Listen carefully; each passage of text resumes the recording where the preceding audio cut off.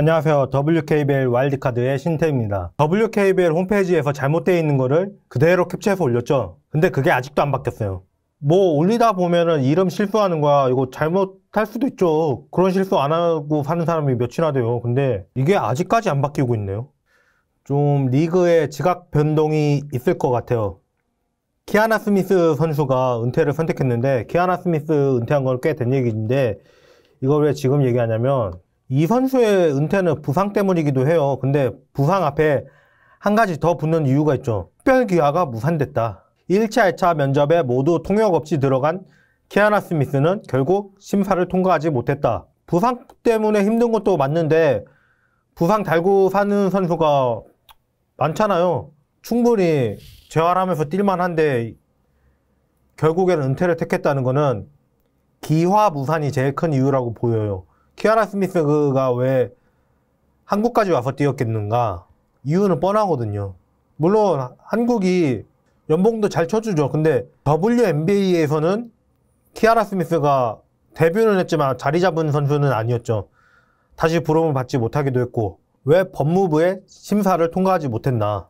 법무부 장관이랑 협약하고 이러더니 이럴 때는 이게 빛을 못 본 것 같아요. 근데 뭐 개인에 대한 심사니까 이거는 통과돼도 말랄 것 같고 그러네요. 지금 삼성생명은 졸지에 베스트 5를 받았던 선수를 잃었어요. KB스타즈야 뭐 그거 가지고 1등 못하면 안 되는 거고, 하나은행이랑 신한은행은 낙관적으로 보기 어려웠고, 근데 시즌이 좀 늦게 시작하면서 양인영 선수가 복귀할 수 있을 것 같아요.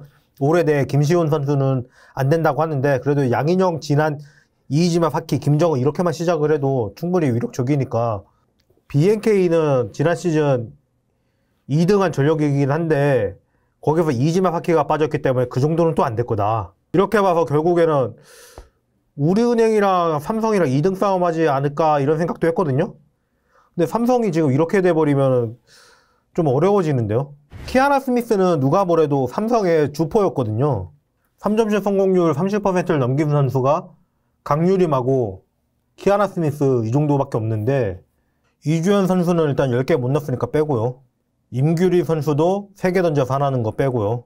조수아하고 이해란이 좀 그래도 괜찮은 편이긴 한데, 물론 삼성에 키아나 스미스가 빠진다고 3점슛을 넣을 선수가 없긴 있죠.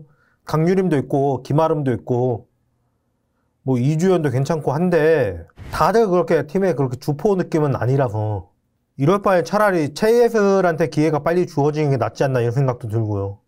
윤예빈 선수는 부상이 장기화돼서 낙관하기가 어려웠는데 결국에는 계속 가기로 결정을 했죠. 그리고 팀에 두 자릿수 득점하던 선수가 한 명 빠지니까 이해란하고 배혜윤 말고는 안 남는데, 이제 배혜윤한테도 이제 그 몇 년이나 볼 수 있는지 그게 문제고, 뭐 일본 선수 둘은 뭐 뚜껑 열어봐야겠고, 뭐 겪어봐서 알잖아요. 박신자 것만 보고 그대로 정규 시즌까지 똑같이 가진 않더라.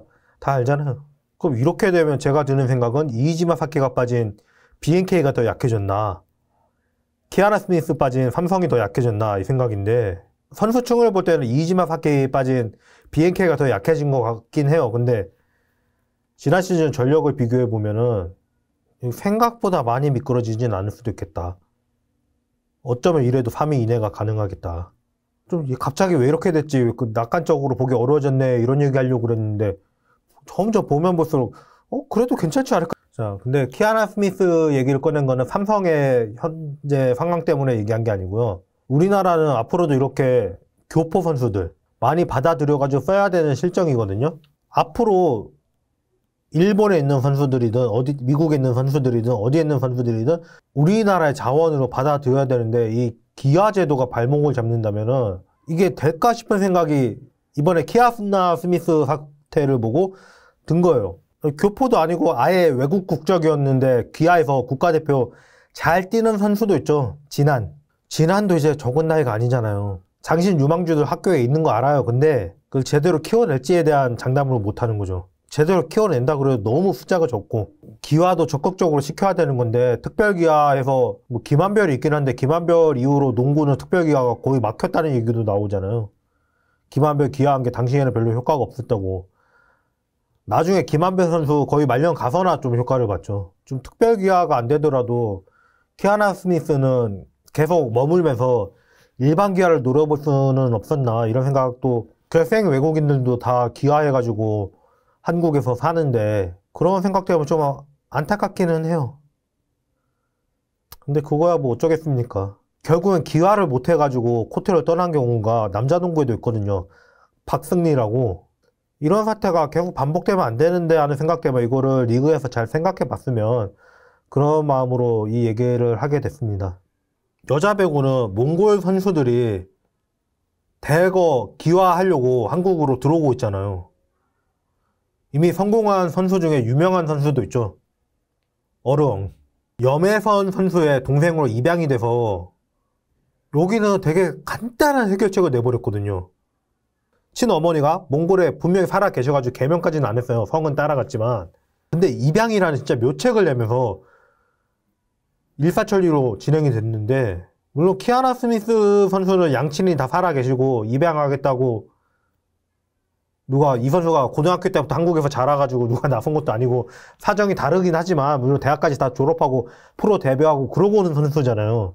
키아나 스미스를 그렇게 해야겠다가 아니라 좀 앞으로는 그런 방법도 좀 염두에 둬야 되는 거 아닌가, 이 생각 때문에 한번 얘기를 해봤습니다. 자, 다음 얘기는 제가 계속 하는 말이잖아요. 경적 필패라고. 안일하게 생각하고 있는데 그게 안일한 것 같지 않은 팀이 있어요. KB스타즈는 오는 시즌 과연 몇 패를 할까? 가정으로 얘기를 해볼게요. 다음에 뵙겠습니다.